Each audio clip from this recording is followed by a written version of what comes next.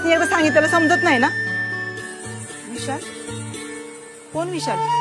अगं ते नताशा फोन लागला पण त्याचा असं. हॅलो, काय तुम्हाला सांगितलं की चुकून लागला, परत कशाला केलाय फोन? अहो पण तुम्ही माझं काही ऐकूनच नाही घेतलं. कशाला ऐकून घ्यायचंय? मी सांगितलं चुकून फोन लागला होता, हे बघा परत फोन करू नका नाहीतर मी आबासनी फोन देईन. अहो माफ करा, माझा तसा हेतू नव्हता. तुमचा हेतू कायदी असेल, पुन्हा इथं फोन करू नका. आणि पुन्हा कशाला फोन केलेला? मला नाही माहिती, मी त्याचं ऐकूनच घेतलं नाही.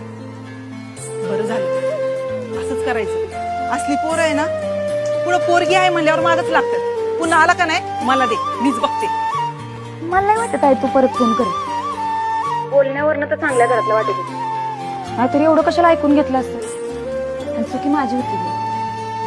मी फोन केलता तेव्हा ते काहीच बोललं नाही, आणि त्यानं फोन केल्यावर मी किस्त बोलले नाही.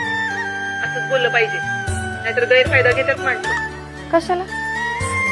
अगं आपण त्याला ओळखत नाही, कधी बघितलं नाही, आधीच बरं आणि वाईट कशाला ठरवायचं?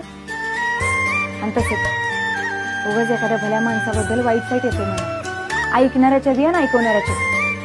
खरं आहे बाया. आता परवाच नाही नव, ती मंदी मला म्हणली तारीले आग लावते. मी बी तिच्यावर विश्वास ठेवला. माझी लय गट्टी झाली होती. पुन्हा कळलं ही मंदीच कळीचा नारद आहे म्हणून. मला माहितच होतं. म्हणूनच म्हणते, आधी पार खायचं आणि मग जीव लावायचा. जीव लावल्यावर पार खायचं नसते.